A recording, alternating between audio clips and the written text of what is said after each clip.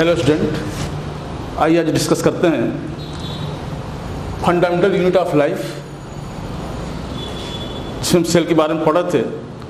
Mitochondria, plasma membrane, cell wall, इन सारी चीज़ों को हम लोग पढ़ चुके थे। आज हम पढ़ेंगे सेल का एक नया organ, that is called Golgi body. Okay, now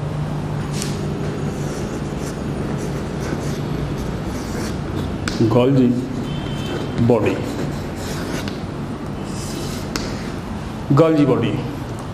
Today we will study the new structure of cell, that is called Golgi body.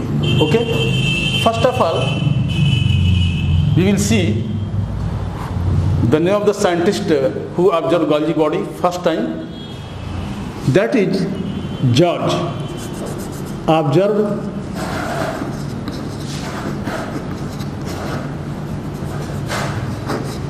by George. Okay, इस स्ट्रक्चर को पहली बार जिस साइंटिस्ट ने ऑब्जर्व किया था वो थे जार साहब।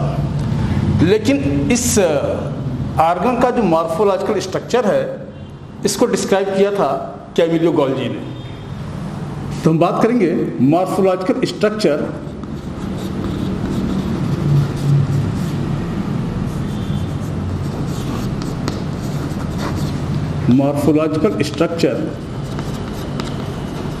was given by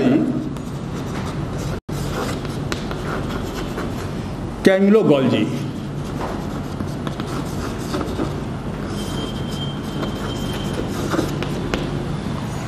ओके, तो कैमिलो गोल्जी ने इसके मॉर्फोलॉजिकल स्ट्रक्चर को दिया था, और इन्हीं कैमिलो गोल्जी के इस गोल्जी नाम से इस स्ट्रक्चर का नाम पड़ा गोल्जी बॉडी। मेरी बात समझ आ रही है?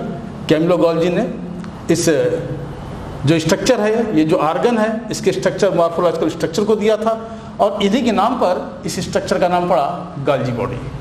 ओके, नाउ अब कैमिलो गोल्जी ने इस स्ट्रक्चर को कहाँ पे ऑब्जर्व किया था?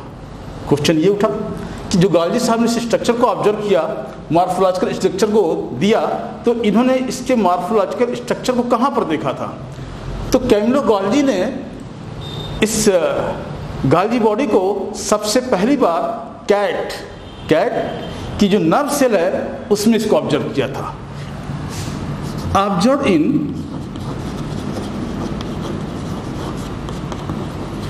नर्व सेल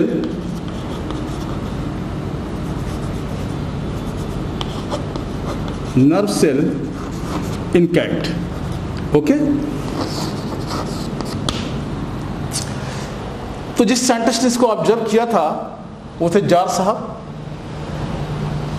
कैमिलो गोल्जी ने इसका मॉर्फोलॉजिकल स्ट्रक्चर दिया, इसलिए इस स्ट्रक्चर का नाम पड़ा गोल्जी बॉडी।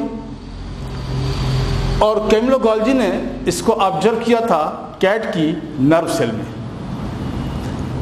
इसके बाद डाल्टन साहब ने इलेक्ट्रॉन माइक्रोस्कोप से इसके स्ट्रक्चर को ऑब्जर्व किया और अल्ट्रा स्ट्रक्चर दिया।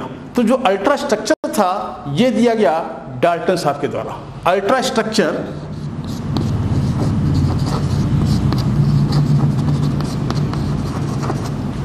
was given by Dalton. Electron microscope से अब बहुत छोटी सी छोटी चीज़ों को ऑब्जर्व कर सकते हैं, इसीलिए इस स्ट्रक्चर का नाम रखा गया था अल्ट्रा स्ट्रक्चर। और ये अल्ट्रा स्ट्रक्चर को पहली बार ऑब्जर्व किया था डाल्टन साहब ने, इसीलिए गोल्जी बॉडी को हम डाल्टन कॉम्प्लेक्स भी कहते हैं। This is called Dalton complex. Dalton complex. Okay, Golgi body, it is also called Golgi complex, Golgi apparatus. Dalton complex क्यों कहा गया? इसलिए क्योंकि इसके अल्ट्रा स्ट्रक्चर को दिया था डाल्टन साहब ने, इसलिए इस स्ट्रक्चर को यानी गोल्जी बॉडी को डाल्टन कॉम्प्लेक्स भी कहते हैं। मेरी बात समझ आ रही है? इस गोल्जी बॉडी का तीसरा नाम जिसका लाइपोकॉन्ड्रिया, लाइपोकॉन्ड्रिया।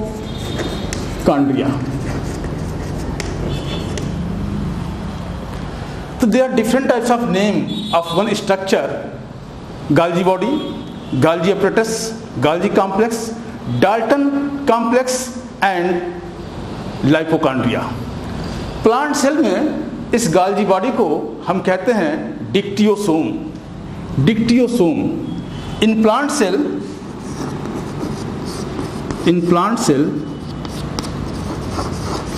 it is called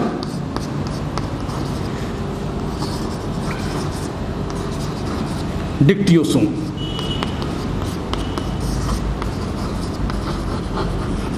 ओके, तो Golgi बॉडी को पहली बार ऑब्जर्व किया था जॉर्ज नामक साइंटिस्ट ने। उसके बाद इसका मॉर्फोलॉजिकल स्ट्रक्चर था, इसको दिया था आपके कैमिलो Golgi ने, और इन्हीं के नाम पर इस स्ट्रक्चर का नाम रखा गया Golgi बॉडी। उसके बाद डाल्टन साहब ने इसका अल्ट्रा स्ट्रक्चर दिया। अल्ट्रा स्ट्रक्चर चूंकि डाल्टन साहब ने दिया था, इसलिए इस स्ट्रक्चर को डाल्टन कॉम्प्लेक्स भी कहते हैं।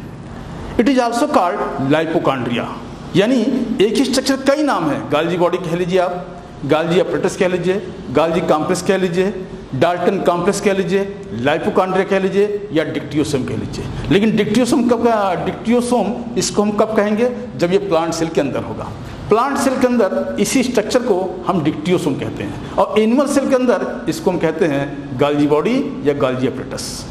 मेरी बात समझ आ रही है? नो। अब हम देखते हैं, इसको नोट डाउन कर लीजिए।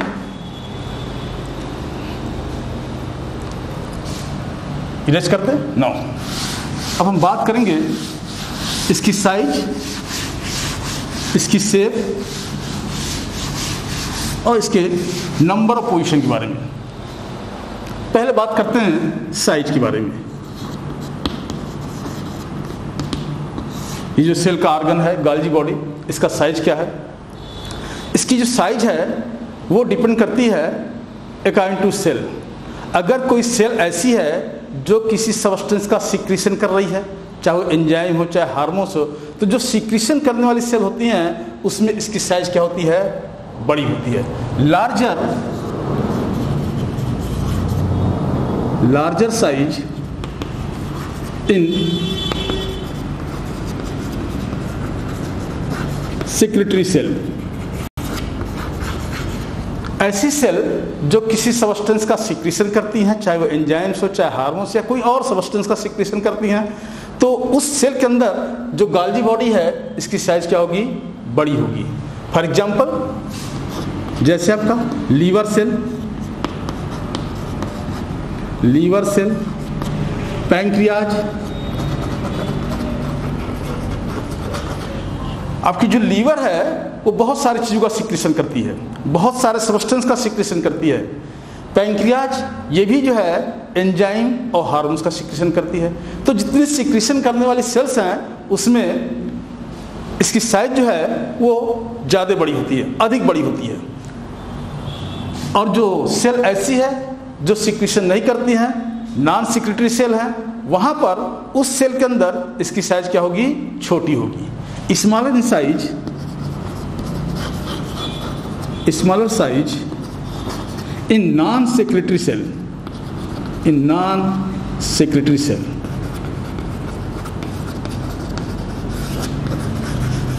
ओके, तो जो नॉन सेक्रेटरी सेल है उसमें इसकी साइज क्या होगी? छोटी होगी। For example muscle cell.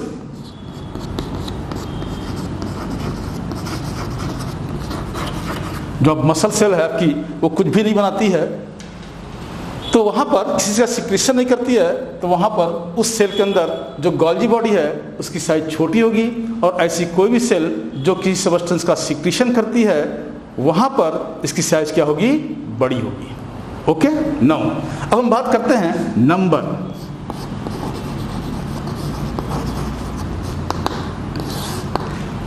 देखिए, जितने भी एनिमल सेल हैं, हर एनिमल सेल की एक सेल में सिर्फ एक ही जो है Golgi बॉडी पाई जाती है। One Golgi body present in every cell of animals. और प्लांट सेल में इनकी जो संख्या है 6 से लेकर के 12 तक होती है। यानी एनिमल सेल में Golgi बॉडी संख्या क्या है? वो काफी कम है। Now in one Golgi body the number of Golgi body in animal cell, in every animal cell, in every animal cell is equal to 1. The number of Golgi body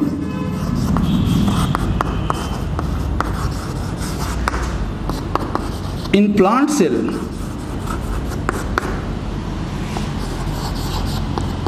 is equal to 6 to 12. Animal cell, जितने भी animal cell है, हर animal cell में सिर्फ एक ही Golgi body होती है। Plant cell में इसकी संख्या कितनी होती है? 6 से लेकर के 12 तक। बात समझ में आई? 9। अब हम बात करते हैं इसके पोजीशन के बारे में। पोजीशन कहाँ पाई जाती है सेल के अंदर? पोजीशन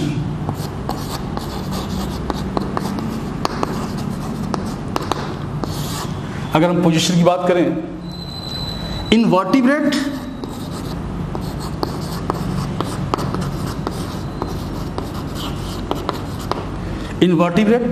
वर्टिब्रेट एनिमल क्या होता है?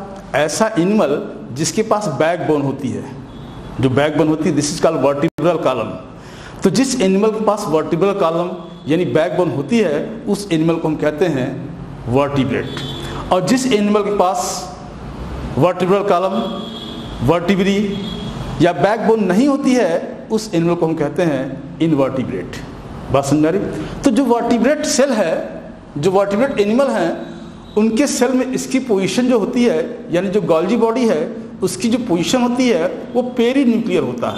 पेरी न्यूक्लियर का मतलब जो न्यूक्लियर के आसपास होगा, न्यूक्लियस के आसपास होगा। तो अगर न्यूक्लियस के आसपास है उसकी पोजीशन, तो this is called peri nuclear. In vertebrates its position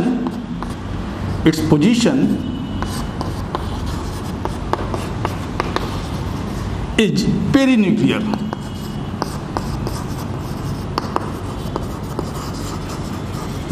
okay.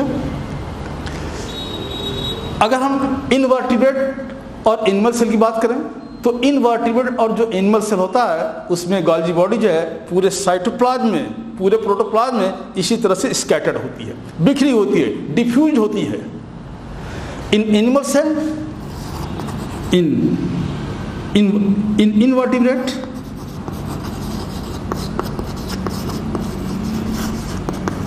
and plant cell,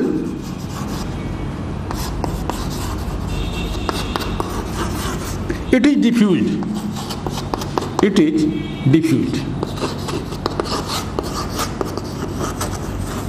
diffuse means scattered, बिखरा होना, फैला होना चारों तरफ, कोई इसकी फिक्स पोजीशन नहीं होगी। यहां देखिए, तो हम बात करते हैं साइज की। फिर से एक बार देख ले, जो सेक्रेटरी सेल होती है, जो किसी का सिक्रेशन करती है, उसमें Golgi बॉडी की साइज बड़ी होती है, जैसे कि लीवर सेल है, पैंक्रियाज है। और ऐसी सेल जो किसी सब्सटेंस का सिक्रेशन नहीं करती है, उसमें इसकी साइज क्या होती है? स्मॉलर होती है, जैसे muscle cell. Position in vertebrates किसको कहते हैं? जिसके पास बैकबोन होती है, ये वर्टिब्रल कॉलम जिसके पास होगा। तो जितने वर्टिब्रेट्स होते हैं, उस वर्टिब्रेट सेल में जो Golgi बॉडी है, उसकी जो पोजीशन पेरी न्यूक्लियर होती है। पेरी न्यूक्लियर मीन्स इसका मतलब ये हुआ कि ये जो है न्यूक्लियस के आसपास होगी, न्यूक्लियस के क्लोज होगी, इसीलिए इसको कहा गया पेरी न्यूक्लियर। और जो इनवर्टिब्रेट सेल है, प्लांट सेल है, इसकी बॉडी इनवर्टिब्रेट और जो प्लांट सेल होते हैं, उसमें ये जो Golgi बॉडी है वो स्कैटर्ड होते हैं, डिफ्यूज होते हैं, पूरे साइटोप्लाज्म में बिखरे होते हैं, उनकी कोई सर्टेन पोजीशन नहीं होती है। मेरी बात समझ आई? ना। अब हम बात करेंगे इसके स्ट्रक्चर के बारे में। Golgi बॉडी का स्ट्रक्चर देखा जाए,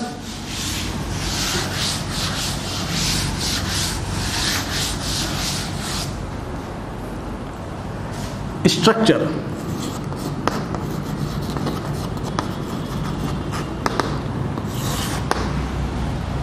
अगर हम बात करें स्ट्रक्चर की Golgi बॉडी के, तो Golgi बॉडी 3 एलिमेंट से मिलकर बना होता है: cisternae, vacuoles and vesicles. Golgi body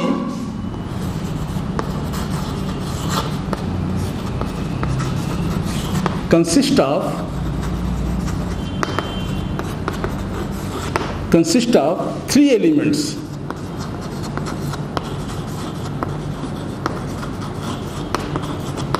First, cisternae. Second, vacuoles. And third is called vesicles. इसी तीन एलिमेंट से मिलकर के आपकी गॉल्जी बॉडी बनती है। सिस्टर्नी क्या है? देखिए, ट्यूबुलर स्ट्रक्चर कुछ इस तरह से,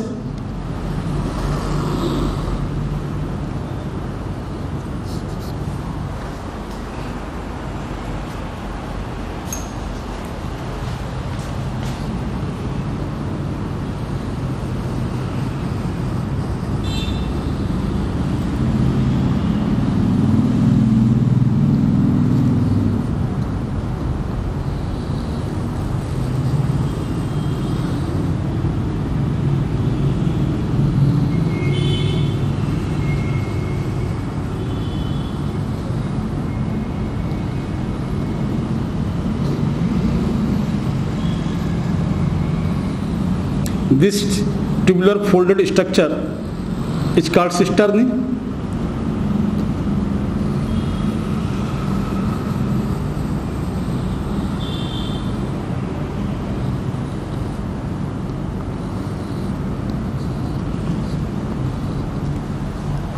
This tubular folded structure is called cisternae. Second structure क्या था? वैक्यूल्स था। वैक्यूल्स जो है हमेशा जो है आपके जो ये पोर्शन है इधर वाला, जो यहाँ पे दो पोर्शन आपको दिखाई दे रहे हैं, दिस पोर्शन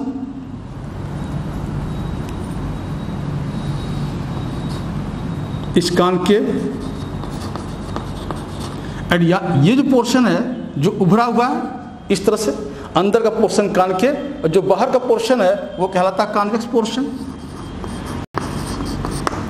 आपने लेंस पढ़ा होगा, concave lens and convex lens, कहीं नाम सुना होगा। तो जिसका ये अंदर का सिरा दबा होता है दिस इज कॉल्ड कॉनकेव, और अगर ये बाहर की तरफ उभरा हुआ है तो this is called convex.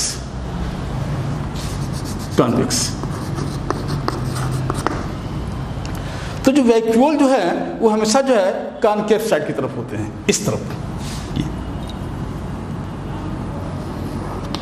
This is large bag like structure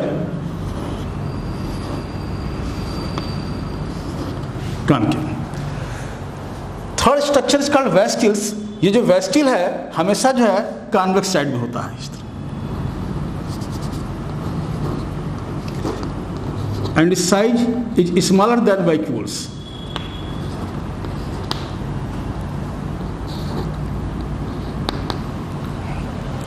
जो कॉन्केव पोर्शन है it is also called trans.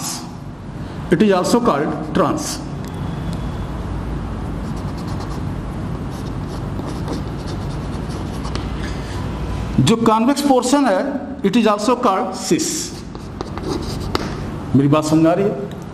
Golgi body consists of three elements: tube-like folded structure, which arranged in parallel, it is called cisternae. Larger bag-like structure, which are present at concave position, is called vacuoles, and smaller bag-like structure, which are present at the cis or convex type, are called vesicles. मेरी बात समझ आ रही है? तो ये तीनों structure मिलकर के बनाते हैं गॉल्जी बॉडी का स्ट्रक्चर। तो Golgi body consist of three parts: cisternae, vacuoles and vesicles. मेरी बात समझ आ रही है? अब जरा हम इसको देखें कि वैक्यूल और वेसिकल बना कैसे। इसको ध्यान से देखिए। अगर हम सेल का स्ट्रक्चर ड्रा कर दें, ये जो पोर्शन है सिस वाला पोर्शन, ये हमेशा जो होगा आपकी न्यूक्लियर मेम्ब्रेन की तरफ होगा, टुवर्ड्स, यानी आपकी जो गॉल्जी बॉडी है उसमें सिस्टर्नी में दो साइड आपको नजर आ रहे हैं। एक कॉनकेव साइड है जो कि दबा हुआ पोर्शन है, एक जो उभरा हुआ पोर्शन बाहर की ओर, this is called convex side. तो जो कॉन्वेक्स साइड है ये हमेशा जो है आपके न्यूक्लियर मेम्ब्रेन की तरफ होगा, यानी अंदर की तरफ होगा। It is towards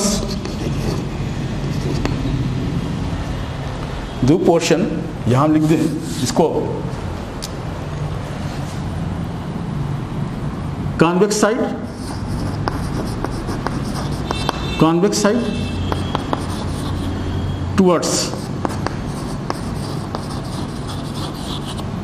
towards nuclear membrane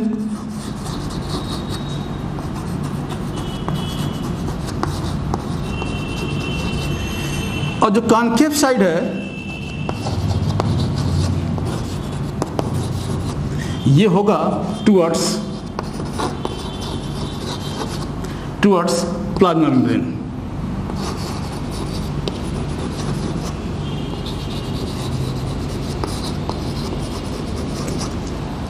बात समझ आ रही?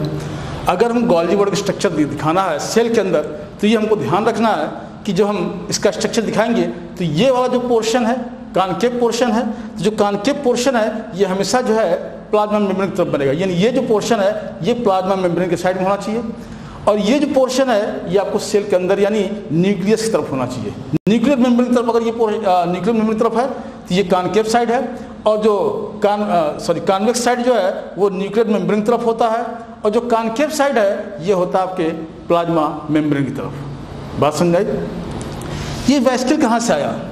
अगर हम देखें इसको स्ट्रक्चर से फिर से एक बार उठा दे इसको देखिए तो इसका स्ट्रक्चर समझ में आया। Golgi body consists of 3 elements: vacuoles, cisternae and vesicles. This is folded tubular parallel arranged structure is called cisternae. Larger bag-like structure which are present towards trans side or concave side is called vacuoles. Smaller bag-like structure which are present towards convex side or nuclear membrane और cis side is called vesicles. बात समझ में आ रही है? No हुआ क्या? अगर हम सेल दिखा दें कुछ इस तरीके से, अगर सेल को देखा जाए ये हमारा न्यूक्लियस है, न्यूक्लियस की जो मेम्ब्रेन डबल मेम्ब्रेन होती है न्यूक्लियस, अगर हम याद इसी से आपका लगा हुआ दिस इंडोप्लाज्मिक रेटिकुलम,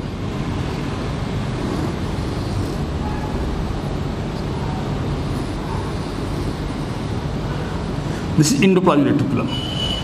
अब अगर इसी को हम यहाँ ड्रा करें आपका ये देखिए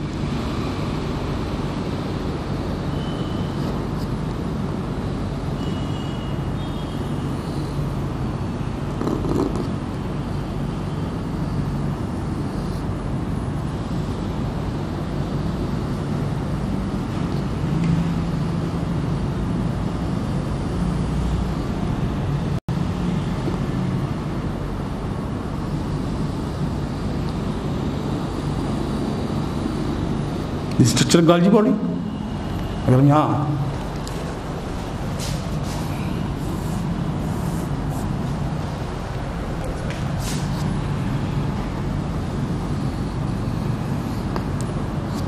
अब देखिए यहां से दिस इज वेसिकल,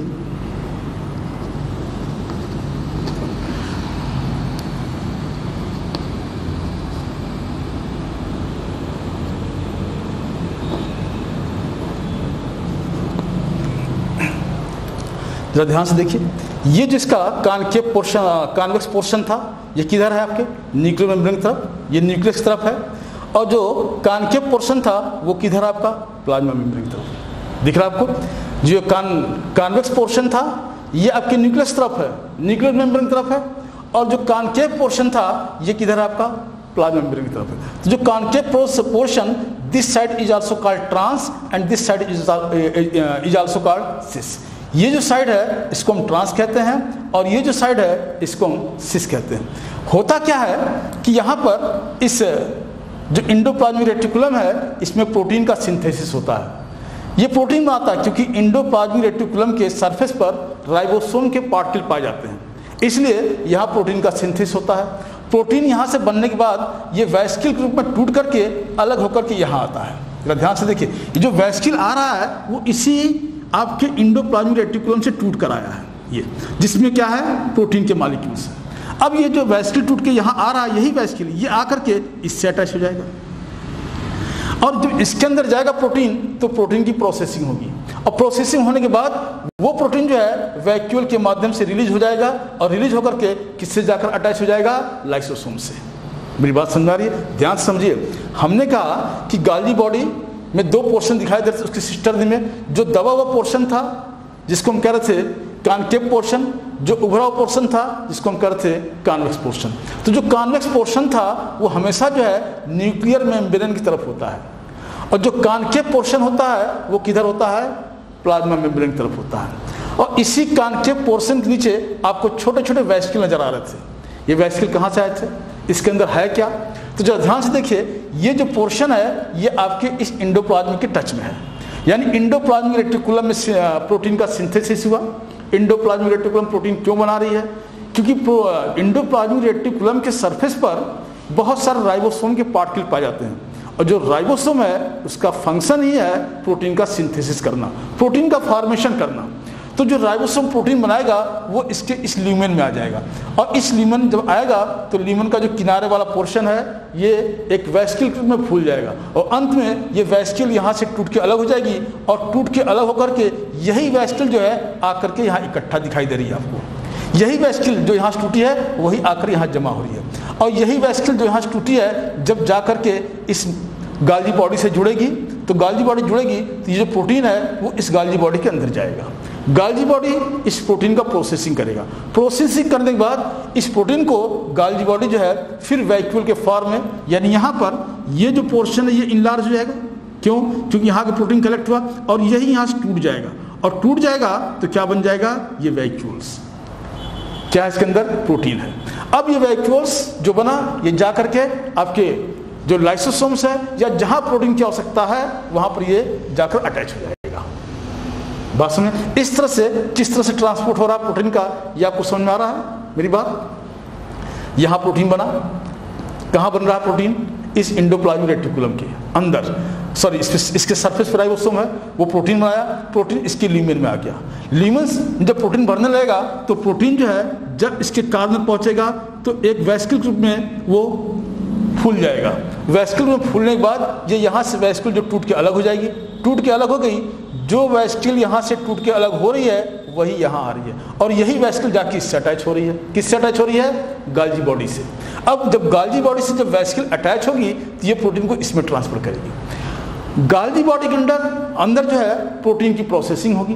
जब प्रोटीन की प्रोसेसिंग होगी तो ये प्रोटीन जो है अंत में इसी गाल्जी बॉडी से इस वैक्यूल के फॉर्म में क्या होगा? रिलीज हो जाएगा, और जहां पर प्रोटीन की आवश्यकता होगी ये जा करके उससे अटैच हो जाएगा। मेरी बात समझ आई? नाउ अब हम बात करते हैं इसके फंक्शन के ऊपर। What is the function of Golgi body? Function,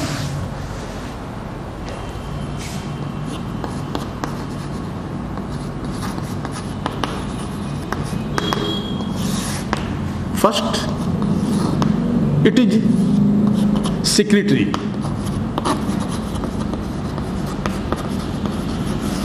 बहुत सारे सब्सटेंस का सिक्रीशन करती है, इसलिए इसको सिक्रेटरी कहा गया। Second, it secrete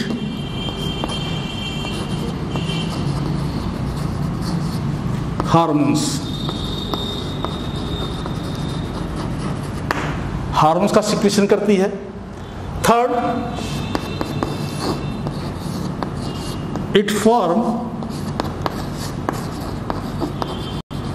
cell plate during cell division.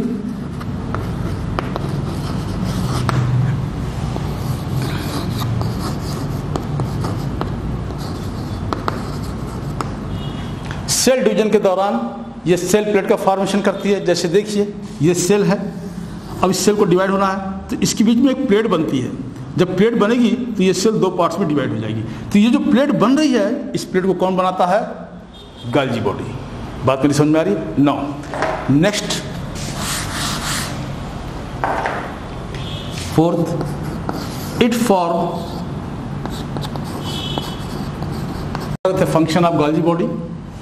This is, एक बार और रिपीट कर देते हैं गाल्जी बॉडी को। गाल्जी बॉडी, इसको पहली बार ऑब्जर्व किया था जॉर्ज नामक साइंटिस्ट ने।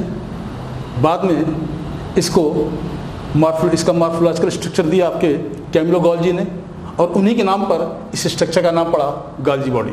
उसके बाद डाल्टन साहब आए, इन्होंने जो है इसका अल्ट्रा स्ट्रक्चर दिया, इसीलिए गोल्जी बॉडी को हम डाल्टन कॉम्प्लेक्स भी कहते हैं। It is also called lipochondria and in plant cell it is called dictyosome. Okay, number की बात कर रहे थे, तो नंबर जितने भी प्लांट सेल होते हैं, प्लांट सेल में गोल्जी बॉडी की जो संख्या होती है सिर्फ एक होती है।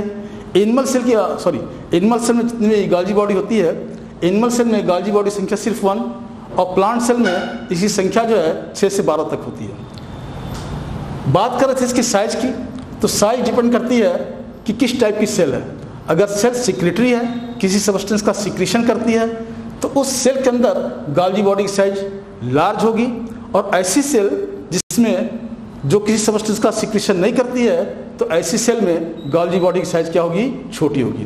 तो सिक्रेटरी सेल कौन कौन सी है, जैसे कि लीवर सेल है, पैंक्रियाज है, ये सब ऐसी सेल्स हैं, ऐसे आर्गन हैं जिसकी सेल जो है बहुत सारे सब्सटेंस का सिक्रीशन करती हैं। इसीलिए ऐसी सेल्स में गोल्जी बॉडी की साइज क्या होगी, वो लार्ज होगी। मसल सेल्स जो किसी सब्सटेंस का सिक्रीशन नहीं करती है, तो वहाँ पर गोल्जी बॉडी साइज क्या होगी, छोटी होगी। ओके, बाद में हम इसको आगे और डिस्कस करेंगे। Thank you.